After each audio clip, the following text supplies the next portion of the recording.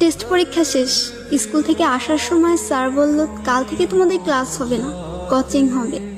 বাড়ি আসলাম, স্কুল ড্রেসটা খুলে যত্নে রাখলাম, কারণ আমাদের সেই স্কুল ড্রেসের রুলসটা আর নেই।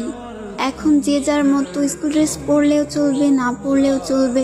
ড্রেসটাকে যত্ন করে রাখলাম, কারণ এই ড্রেসটার সাথে আমার জীবনের বেস্ট সময়গুলো জড়িয়ে। The end of SSC batch. স্কুলে যাওয়ার জন্য কত বাহানা, কত অজুহাত খুঁজতাম। ক্লাস 8-9 ওঠার পরে এমনটা ভাবতে লাগলাম, এই ভালোর সময়টা যেন কখনো না ফুরায়। স্কুল থেকে যখন একসাথে বাসায় ফিরতাম, শেষ হয়ে যেত রাস্তা, কিন্তু ফুরতো না আমাদের কথা।